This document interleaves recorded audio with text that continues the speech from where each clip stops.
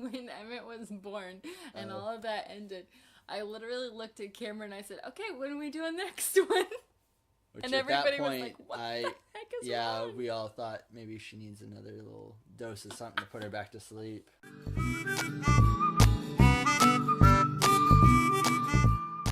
So we noticed that there's actually been quite a surprising amount of interaction and views on our announcement video that we put up. We didn't really expect it to go like that or that quickly. At least it started like going pretty quickly to where it's almost 2,000 views in like a week. Yeah, today would be a week. We also noticed that there's been some new subscribers, which thank you guys for subscribing and welcome to our channel. We're excited to have you. Yeah, absolutely. We wanted to go ahead and at this point where we're about to begin the journey of having another child, we wanted to go back and kind of look at Emmet's birth story and relive that a little bit and kind of share it with everybody that's our friends or anybody that just happens upon this video. We haven't really talked about it a whole lot. It was not traumatic, it was just eventful. So we want to go back a little bit to when we found out we were pregnant. I have a heart history from when I was born, and so we knew that there could be some complications with our pregnancy or with our labor. So we went into this knowing that.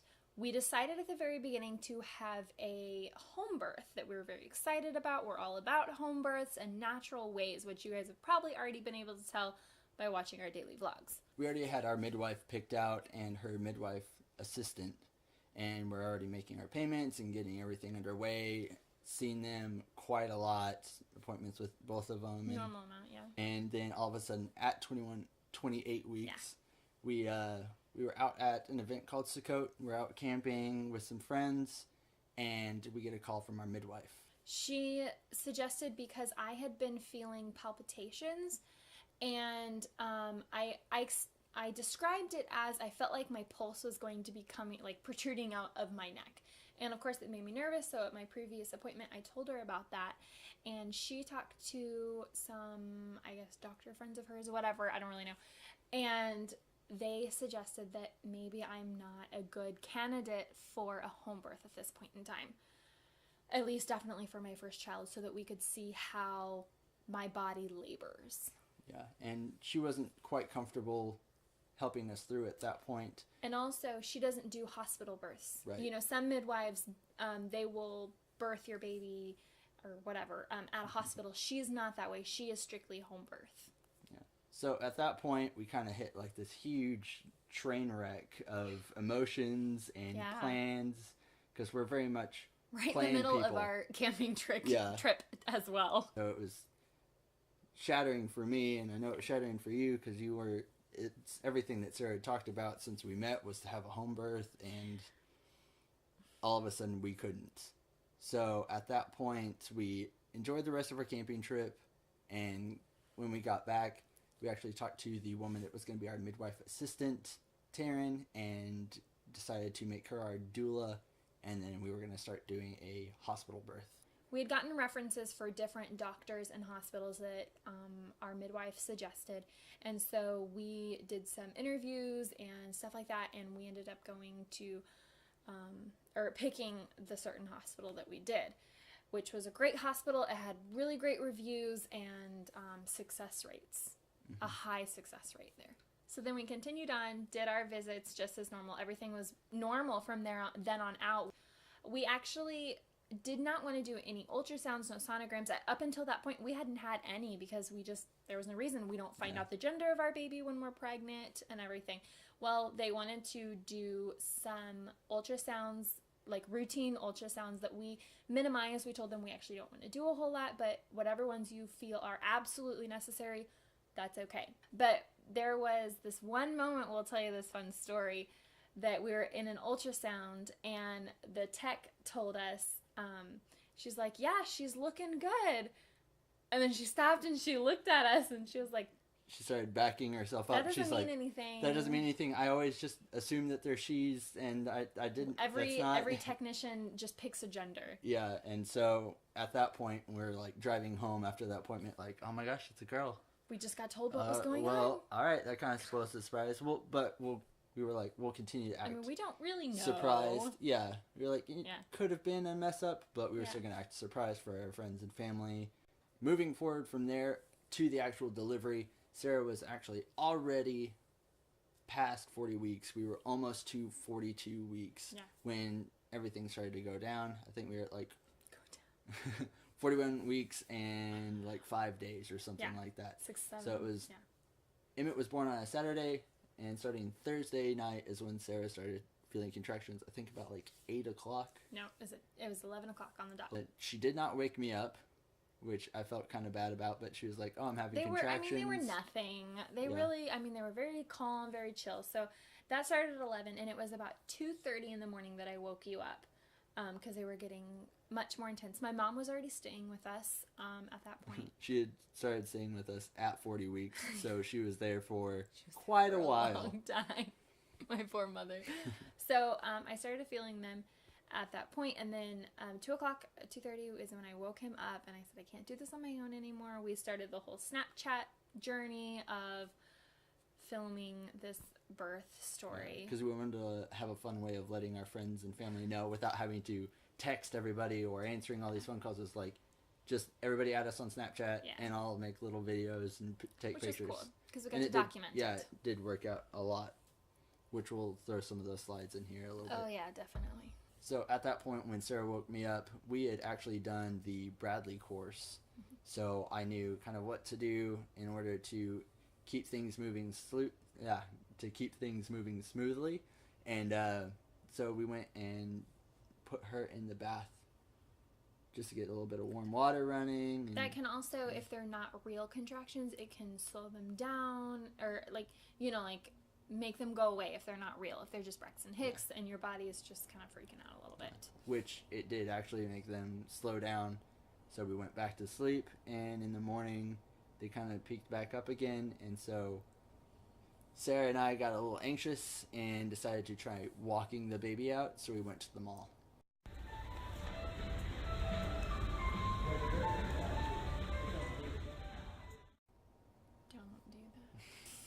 It really works for a lot of people. For me, my body doesn't labor like that. It made everything worse. Her contractions were tenfold more painful and like crippling. We had to stop a lot, and she was just in so much pain that it was a bad idea for us to even try to do that. What also happened was they were timely. They were, every 7 minutes, then they went to like every 4 minutes, and then they went to every... Oh, they stayed at that. Then we went walking and came home, because while we were walking, they would get painful, and then all of a sudden I couldn't feel anything for a while. It just got crazy. And yeah, so they were a lot more sporadic. They were sporadic. We got home, and I had every 7 minutes. Then I would have one every 2 minutes, and then I'd have one 7 minutes.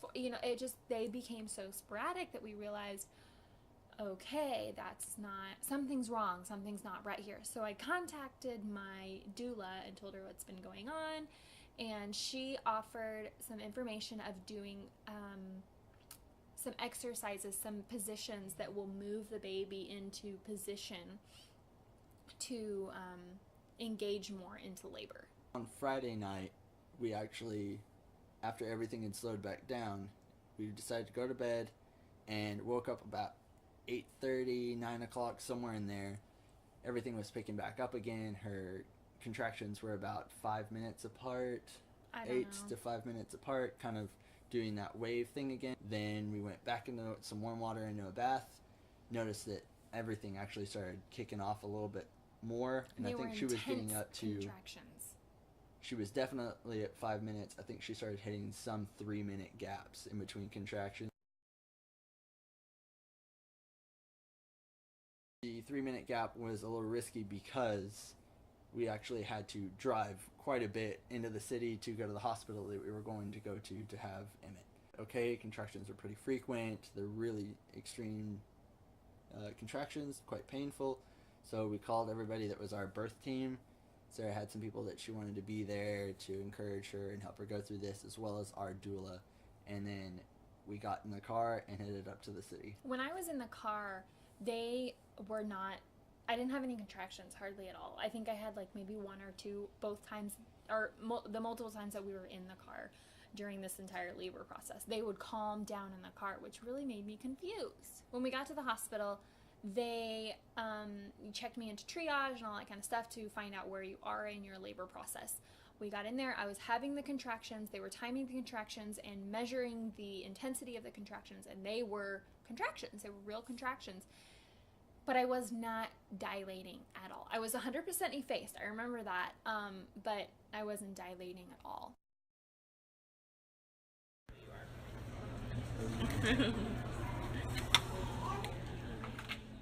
So that was why they couldn't admit me yet, because I was not dilating. There was no progress. So they said that I have an option to go home, but if I want to stay there in labor because I was a high risk pregnancy, that they would admit me. At that point, we us and our birth team, we hung out in the waiting room, the triage waiting room, and I did some labor in there with my mom, with Cameron, with everybody. We all did a lot together and really bonded. And I ended up deciding that I wanted to go home. I didn't want to do this here if all I'm going to do is labor. So we went home at that point. I do remember a lot of this obviously is hazy after this part for me, because I don't remember a whole lot of it because I was in such intense labor at this point. Nothing ever slowed down after this point, contractions-wise. So I remember getting home and it was so painful. I remember laying in bed and Cameron's trying to get some rest and I'm trying to get some rest and my mom's sleeping in the next room. And I just remember laying there and it was horrible. They were so painful and I don't even know how far apart they were. I started to lose control of my bladder, which is a sign of transition is coming, or transition is here, which is the stage right before you have a baby. At that point, all three of us, my mom being the third person, we decided to go back to the hospital at that point because everything was just so intense all of a sudden. Going to the hospital. We got back to the hospital. They said that I hadn't dilated hardly at all, if any, still. So they decided to go ahead and admit me because I'm a high-risk pregnancy and I'd come back already, and my contractions are just so intense and so close. Now, everything seemed to happen at 2 or 3 o'clock, it seems. So we're going to fast forward again to 2 or 3 p.m., which was about 40 hours of labor. And at that point, Sarah had actually started losing control, honestly.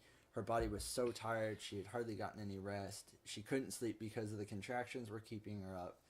So at that point, the doula and I took the reins, basically, and talked about it and decided that it was best for her if she ended up getting an epidural, which was one thing that we both were wanting to avoid. But at that point, it was more risky, actually, to not have the epidural.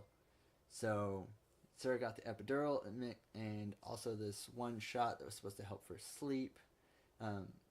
Both of those things kind of started to work until actually the epidural was actually at an angle, and it started to make Sarah's heart race and only numbed one half of her body. So since she had heart problems, her heart racing was a huge issue. We had a bunch of staff come in, and they finally figured out that the needle was just slightly askew. And yeah, it was a very scary moment because 40 hours, we'd pretty much been awake for the whole 40 hours at that point. So they came back and they figured out the problem and they adjusted her epidural, did it all over again. And at that point, they were actually encouraging us, because it was 40 hours and she hadn't dilated in that amount of time, to give her Pitocin, which helps you grow. It's a weird thing to do with my hands at that point. It helps you dilate at that point. And so the rest, plus that, we felt like was going to be a really great combination to help us get there and keep Sarah safe without any heart issue risk. I do remember, I don't know when this happened, but as well as my heart getting to tachycardic levels after that epidural instance, some point in time during this labor, Emmet got to tachycardic levels. I do remember that. I don't know what that was. That was while you were stressing out. When you were losing control, it was affecting Emmet's heartbeat at the same time. So that was another huge reason to why we needed to have this done, because it wasn't just affecting her, We it needed was to also progress. affecting the baby. It was So time to progress this labor. we needed to.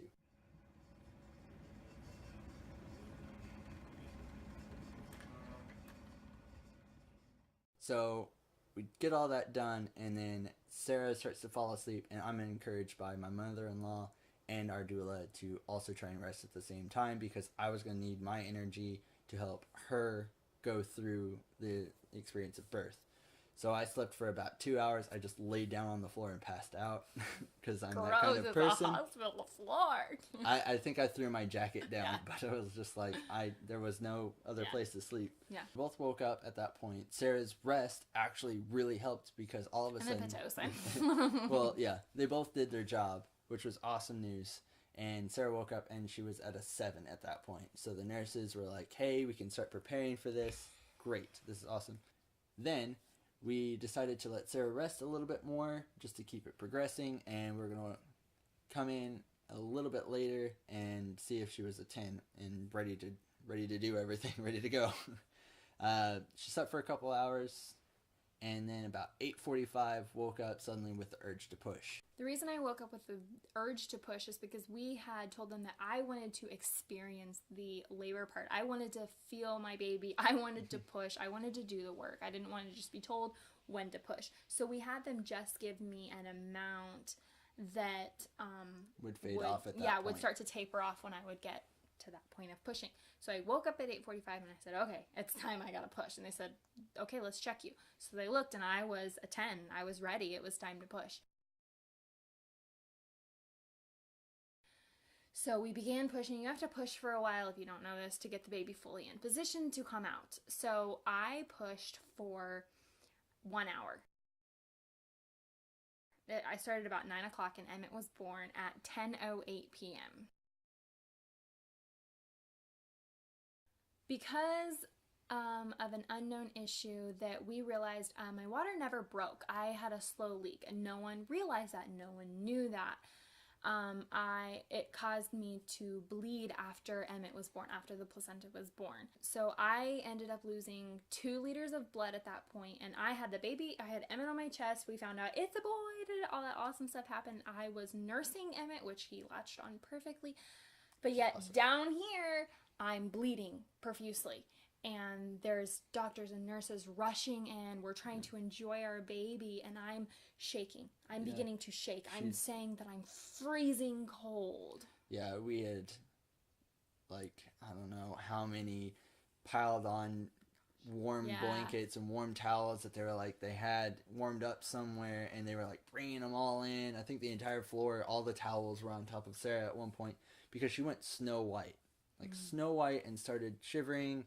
And at this point, I'm freaking out because I'm like, yay, Emmett's here, but oh my gosh, I might lose my wife at the same time. But thankfully, the nurses and doctors were so amazing, and they remained calm during everything. You could tell on their faces that they were a little worried. Sarah's heart rate did go up to tachycardic levels during that point again. So that was also part of the worry. They did everything they could to get the issue resolved and to make Sarah stop bleeding, and it was great after that. She stopped shivering after about 20 minutes. Wow. And it, like, from serious shiver to just, like, calm in about 20 minutes. I passed, after we realized that I was, like, shivering like crazy, I was like, I can't hold this baby. I'm gonna drop, like, I felt like I was gonna drop the baby. Yeah. And at that point, they were taking him, doing all of the, measurements and everything. And that's pretty much the story. Yeah, that's pretty much it. I did go into the bathroom after everything was okay and, like, cry my eyes out. Which I don't cry. He doesn't cry. I don't. I think I've done it, like, maybe 3 times in my life. And that's an exaggeration. Maybe 5. I can count it on one hand. The amount of times I've, like, legit cried, especially as an adult. But yeah, it was scary. It was a 47-hour labor. Altogether. With all these crazy up and downs of emotion, and everything was great just because we have a healthy baby. So when Emmet was born and all of that ended, I literally looked at Cameron and I said, "Okay, when are we doing the next one?" Which and at everybody that point, was like, "What the heck is wrong?" We all thought maybe she needs another little dose of something to put her back to sleep. Apparently she's out of it right now. Oh, that's funny. So anyways, it was wonderful. Everybody got to come in that was in the waiting room and meet Emmet, and it was wonderful. It was great. Yeah, we were at the hospital for 2 days? 2 days. 2 days, and then finally got to take Emmet home. Thankfully, it was January 23rd when he was born, so January 25th, 26th? 25th, 2 days later. 25th, we came home, and thankfully there was no snow, but it was Sarah's birthday, so Sarah got to bring home our greatest baby birthday gift on her birthday. Ever. She got to go sit in bed for an entire, for week. A week. Yep. I didn't. I was really bad at it. Anyways, that is our birth story. Thank you guys so much for listening to us. And during this long video that I feel like it is. I feel like it is too. Yeah. But needless to say, we are very excited to now document this new baby that's coming into our lives and show you guys everything. If you guys are interested in seeing weekly updates, monthly updates, pregnancy updates, let me know what you want to see. I would love to do those for you. I'm excited. I definitely want to document them for myself. I just can't decide if I want to do weekly, bi-weekly, monthly, and all that kind of stuff. So, thanks again for watching. Thanks, guys.